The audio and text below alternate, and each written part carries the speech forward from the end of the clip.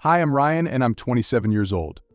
I grew up in Beverly Hills, California, in a super rich household, if I do say so myself. The most dreaded thing happened to me last month before my wedding day, and even though I had my revenge, the thought of it still pains my heart. I am the firstborn of the Larson family and have a younger sister, Emily. Our parents, Arnold and Grace, made sure we never lacked anything and lived the most lavish lifestyle.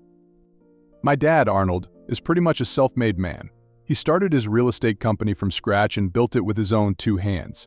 And he often liked to tell us stories about how he used to hustle for us to get inspired from him. Now, thanks to his hard work, we grew up in the lap of luxury.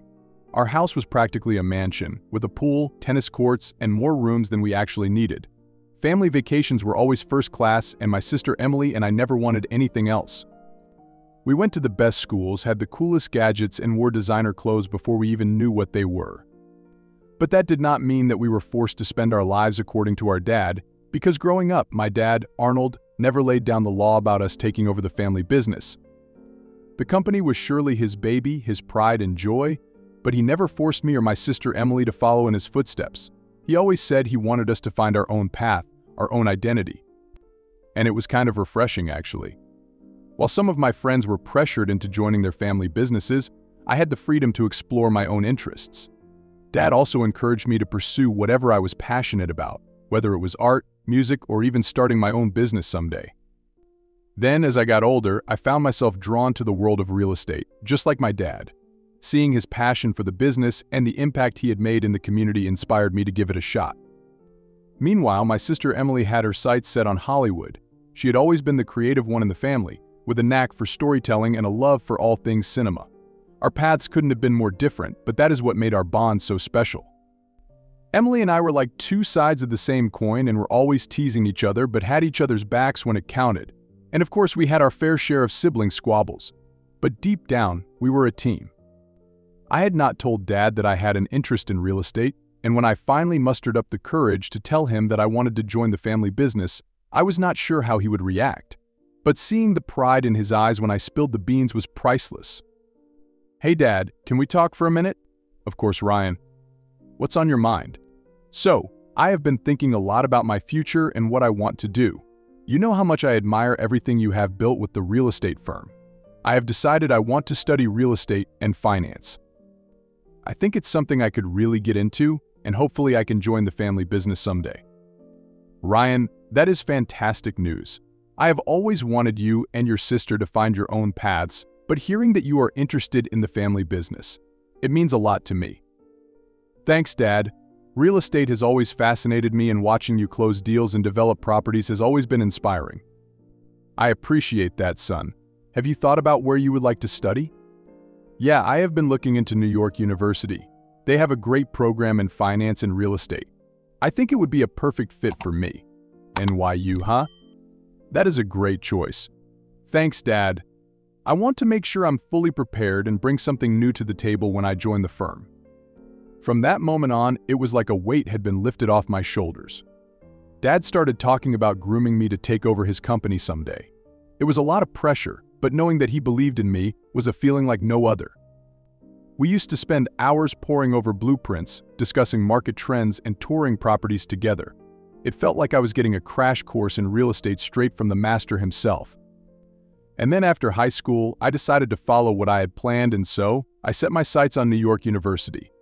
I decided to double major in finance and real estate and soaked up every bit of knowledge like a sponge.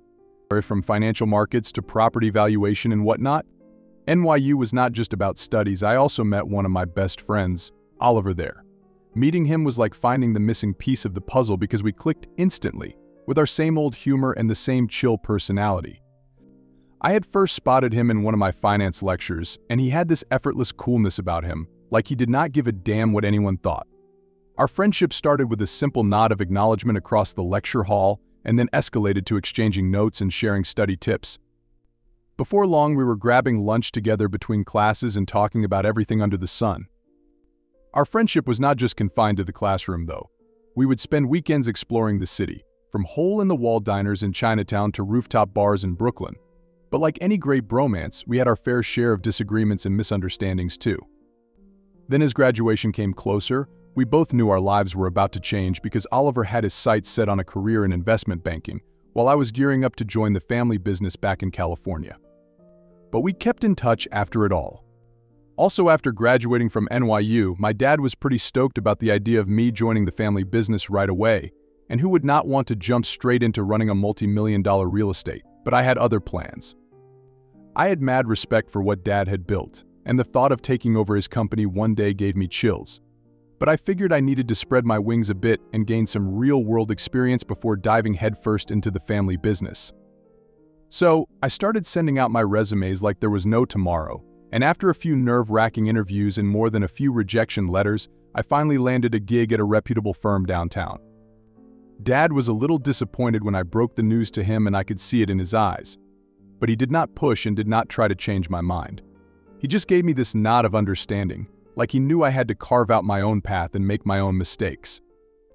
And those first few months on the job were a whirlwind. I was swimming in contracts, negotiating deals, and learning the ins and outs of the industry from the ground up. It was challenging but also exciting. Then after grinding it out in the real estate world for a while, I finally decided it was time to take the plunge and join the family business. Dad had been dropping hints for months and had been nudging me to come aboard and start learning the ropes. And I thought I was ready for the challenge, and so I finally joined my dad's company. The first day in the company as an employee instead of just the boss's son felt surreal, and suddenly the office that I had grown up visiting on weekends felt like a whole new world. At first it was a bit intimidating because these were the same people Dad had been working with for years, and some of them were practically family. But they welcomed me with open arms, eager to share their knowledge and expertise. And Dad, on the other hand, couldn't have been prouder if he tried. From day one, I threw myself into the job. We used to spend hours poring over the material and hashing out plans for future expansion. But it was not just about learning the business, it was about earning the respect of my colleagues and proving that I was more than just the boss's kid. And slowly but surely, I started to find my thing. Then as the years went by, I began to take on more and more responsibility, like heading new projects and leading teams to success. With each milestone, I could feel myself growing into the role of future CEO who was ready to carry on Dad's legacy and take his company to new heights. Then one day, as I was blowing off some steam after work at a friend's rooftop party in downtown LA, I met Aria for the first time, and she had this magnetic energy about her, this spark that drew me in from across the room. I walked up to her, feeling a little nervous, and we started chatting about everything and nothing. There was this instant connection, and as the night wore on, we were still in deep conversation. We exchanged numbers before the night was over, and from that moment on, we stayed in contact and met pretty often. We used to spend hours texting back and forth, meeting at places, and just soaking up each other's company. My first impression of Aria was pretty special. She was unlike anyone I had ever met. She was smart, funny, and unapologetically herself. And the more time we spent together, the more I realized she was the one I had been searching for all along. She challenged me, supported me, and brought out the best in me in ways I never thought possible. But one thing that I felt was a bit odd was her reaction to my money. When she found out about my family's wealth, I could see the surprise and admiration in her eyes, and I got it. Who would not be impressed by a Beverly Hills upbringing and all the perks that come with it? I didn't want our relationship to be based on that, solely. We started dating not long after that rooftop party, and it was like a whirlwind romance. From candlelit dinners at five-star restaurants to spontaneous weekend getaways to exotic locales, we lived life to the fullest and thrived in each other's company and the world of possibilities that lay ahead. From the beginning, it was clear that Aria had a bit of a materialistic streak. She absolutely loved the finer things in life and was not at all shy about it. Whenever I surprised her with a new piece of jewelry or planned an extravagant date night, her eyes would light up, and she would shower me with gratitude. She had a taste for the extravagant, and I was not one to complain. I genuinely enjoyed spoiling her and loved to see her face light up with every gift, and after hearing her excitement when I planned an over-the-top vacation. But there were times when I couldn't help but wonder if her love for these things went beyond just appreciation. Sometimes it felt like she was with me more for the lifestyle than for me. Whenever I brought her to upscale parties or introduced her to my influential friends, she thrived in that environment, almost as if she belonged there. Aria came from a middle-class background, and it made me think that maybe her attraction to my wealth was a way to soothe those old insecurities, to feel secure and valued. Every now and then, those thoughts would creep in, but I used to brush them aside by convincing myself that what we had was real. There was one instance that I remember. It was the night I introduced Aria to my friends at one of our usual parties. Everyone was having a good time and I was excited for her to meet the crew. But Oliver was acting a bit off. From the moment he met Aria, he seemed a little too curious about her. He asked her a ton of questions, like where she grew up, what she did for work, and how we met. At first I brushed it off as Oliver just being his usual friendly self, but as the night went on, it started to feel odd. It was like he was trying to dig deeper, almost like he was trying to find something out. Then, when we got back home, Aria kept bringing up Oliver. She asked things like how long I had known him, what he was like in college, and even what he did for fun. It struck me as weird because she had never shown that much interest in any of my other friends before, and the whole thing made me a little suspicious. But after that night, things seemed to settle down and neither Oliver nor Aria brought each other up again, and it was like that night never happened. At parties and gatherings too, they barely interacted, almost like they were avoiding each other. It was not outright obvious, but there were moments when it felt like they were deliberately keeping their distance. There were times when I would catch them on opposite sides of the room, not even making eye contact. It was subtle, but definitely noticeable if you were paying attention, and I wondered if something had happened, but whenever I asked Aria about it, she used to just shrug it off and change the subject. Oliver, on the other hand, acted like everything was perfectly normal. He would still hang out, crack jokes, and be the same old Oliver I had always known. But there was always this little nagging feeling in the back of my mind like I was missing something. Despite the weird vibes, I chose to focus on the positive. Aria and I were happy together, and my friendship with Oliver was as strong as ever. Maybe it was just one of those things that didn't mean anything at all. But every now and then I would catch myself wondering what had really gone down that night and why it seemed like Oliver and Aria were doing their best to ignore each other. But that all aside, after dating for almost a year, Aria and I decided to get married. I felt like we had our ups and downs, but at the end of the day, we couldn't imagine life without each other.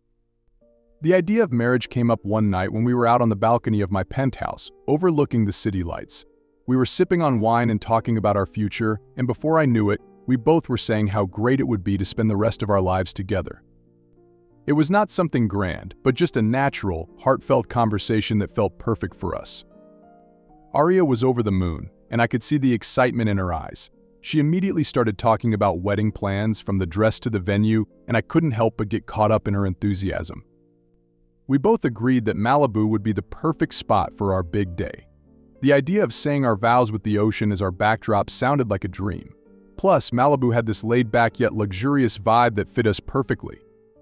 The next few months were a chaos of wedding preparations. Aria was a natural planner and dived headfirst into every detail. She had this vision of a seaside ceremony that was both elegant and relaxed, and I was all in. We started by scouting out venues along the coast and finally settled on this beautiful beachfront property. It had sweeping ocean views, a spacious deck for the reception, and a gorgeous garden area perfect for photos. Once the venue was locked down, it was time to tackle the rest of the preparations. Aria had her heart set on the perfect dress, so we hit up all the high-end bridal shops in LA until she found the one, which was an exquisite gown that made her look like a movie star. Next, we wanted to keep the wedding somewhat intimate, and so we invited close friends and family without going overboard. But of course, with our social circles, the list grew quickly, and so we booked a block of rooms at a fancy hotel nearby, ensuring everyone had a comfortable place to stay. Then the night before our wedding was finally here, and the excitement was palpable. After months of planning and anticipation, it was surreal to think that we would be saying our vows on a Malibu beach. So Aria and I decided to go a bit traditional and spend the night in separate rooms.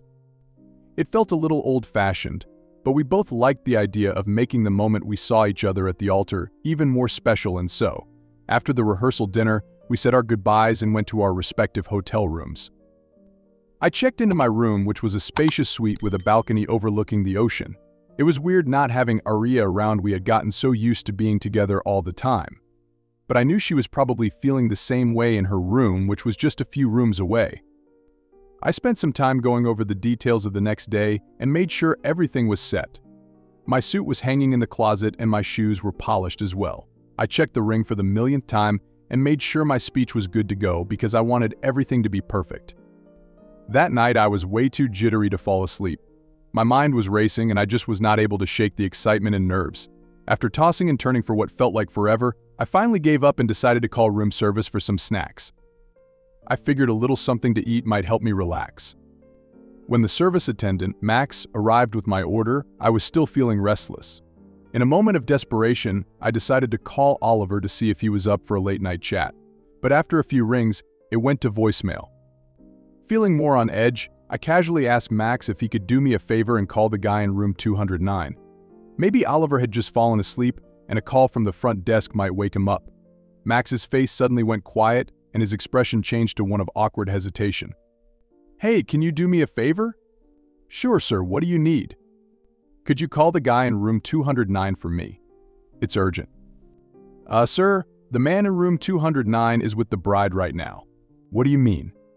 "How do you?" "Sir, I just went in there for room service. And you won't believe what they asked for earlier, a bottle of champagne with 2 glasses. "Okay, thanks for letting me know, Max. If there's anything else I can do, just let me know, sir. I will." "Thanks again." My heart stopped. I was completely blindsided. A million thoughts raced through my mind. What the hell was Oliver doing with Aria? And why the champagne? The whole situation felt surreal, like something out of a nightmare. I thanked Max, trying to keep my cool, but inside I was freaking out. As soon as he left, I sat down and tried to piece together what was going on. It was hard to think straight with my head spinning with confusion and betrayal. I felt sick to my stomach and my mind filled with the worst possible scenarios, like what could they possibly be doing together on the night before our wedding? I needed answers, but I was just too paralyzed to do anything rash, and I just sat there, staring at my phone with my heart pounding. But then I realized I just couldn't sit there stewing in my own thoughts. I had to know what was going on, and so I quietly slipped out of my room and made my way down the hall to Aria's room. My heart was pounding in my chest, and my mind was racing with 1,000 scenarios, each worse than the last. When I reached her door, I pressed my ear against it, trying to catch any sound from inside. And after a few seconds, I heard the sound of laughter, and it was unmistakable. Aria and Oliver were in there, laughing together like it was just another night. My stomach churned with anger and disbelief. I pulled out my phone and decided to call Aria. The laughter stopped abruptly, and there was a shuffling sound like they were moving around. I tried calling Oliver next, but it was the same, with no answer and just more muffled noises. It felt like the ultimate betrayal, hearing them together like that. Now I was determined to confront them, and so I headed down to the reception desk. The night manager looked up as I approached him. I put on my calmest face and asked for an extra key to room No. 210, stating that I had lost mine. Without any hassle, the manager handed me a key. My name was on the reservation, so there were no questions asked. I thanked him and made my way back up, feeling heavier with each step that I took. I stood outside Aria's door, took a deep breath and slid the key into the lock, and turned it. As the door swung open, I was greeted by the sight of Aria and Oliver, clearly caught off guard. They were both sitting on the bed with a half-empty bottle of champagne on the nightstand and those 2 glasses Max had mentioned. The look on their faces said it all. Shock, guilt, and a hint of fear, and they knew they were caught. What the hell is going on? My voice was barely above a whisper, and yet it was filled with all the anger and hurt that I was feeling, but there was no answer in return. Aria's eyes slowly filled with tears, and Oliver just looked down at the floor, unable to meet my gaze. The silence in the room was deafening and the weight of their betrayal was too much. They knew they were caught, and there was no wriggling out of it. For a moment, the room was filled with a tense silence, like the calm before a storm. Then, Oliver, clearly feeling the weight of the situation, broke the silence. "Ryan, man, listen. We didn't mean for you to find out like this. The truth is that Aria and I started liking each other a while back. She didn't want to break your heart and was confused about what to do, and so we had no choice." "Oh, confused, right. That makes it all better. So, you sneak around behind my back instead?" "We have only been meeting for a couple of weeks. With her getting married to you, we thought tonight would be the last time we could see each other like this. We never meant for it to go this far." "Are you even listening to yourself? You have been betraying me for weeks and you think that justifies anything? You have broken my trust completely. You thought you would have one last fling before the wedding and then just move on like nothing happened?"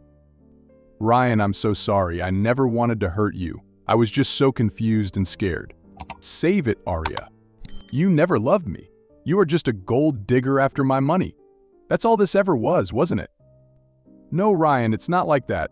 Please believe me. I love you. If you loved me, you wouldn't have done this. You wouldn't have betrayed me with my best friend. You both disgust me. Ryan, I know we have messed up, but we are genuinely sorry. We never wanted to hurt you.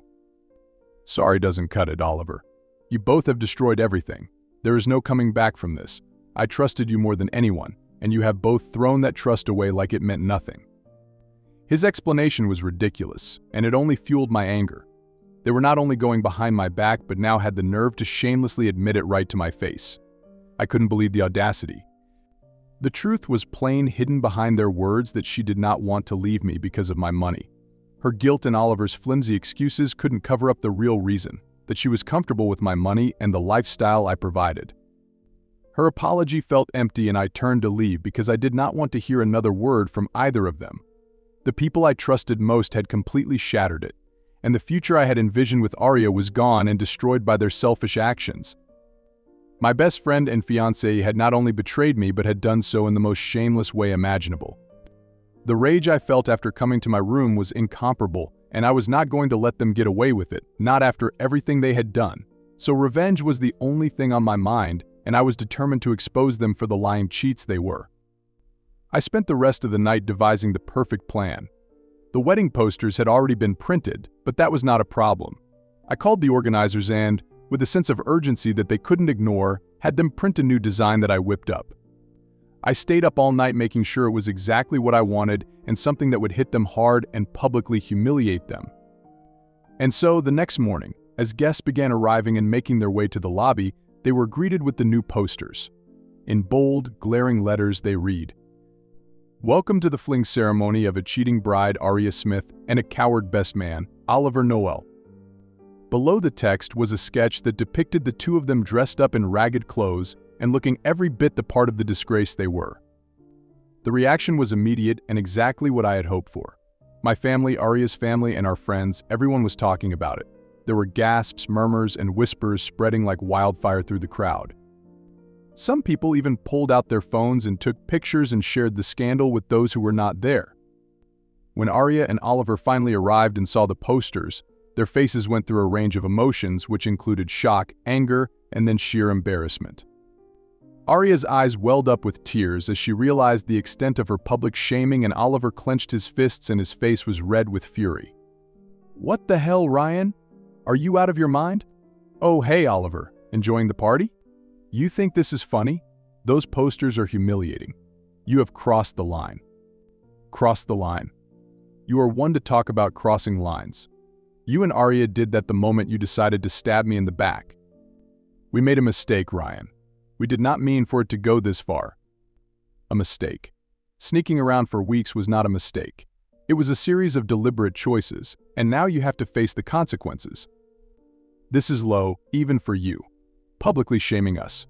That is just petty and vindictive. Petty and vindictive? You think my reaction is the problem here? You betrayed me, Oliver, my best friend and my fiancé. You two deserve every bit of shame coming your way. Ryan, we did not plan for this. It just happened. We didn't want to hurt you. Didn't want to hurt me? Do you hear yourself? You didn't think about me at all.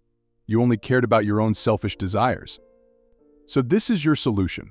Humiliate us in front of everyone. What does that solve? It exposes the truth. It shows everyone exactly who you are. A coward who can't be trusted. And it feels pretty damn satisfying, to be honest. This is going to ruin our lives, Ryan. Maybe you should have thought about that before you decided to ruin mine. You're really burning all bridges here, Ryan. You will regret this. The only thing I regret is trusting you. Now get out of my sight before I decide to print more posters. This isn't over. It is for me. Goodbye, Oliver. Arya's parents were mortified and tried to comfort her while also dealing with the embarrassment of the whole situation. My family and friends, on the other hand, rallied around me and comforted me. The truth was out, and the fallout was exactly what I had intended. Arya and Oliver had to face the consequences of their actions, and everyone now saw them for the deceitful people they truly were. As the day went on, the story spread even further and solidified their shame, and ensured that their betrayal would not be forgotten anytime soon. In the end, I felt a strange sense of satisfaction. They had tried to humiliate me in the worst way possible, but I'd turned the tables on them, and now they would never forget this day, and neither would I.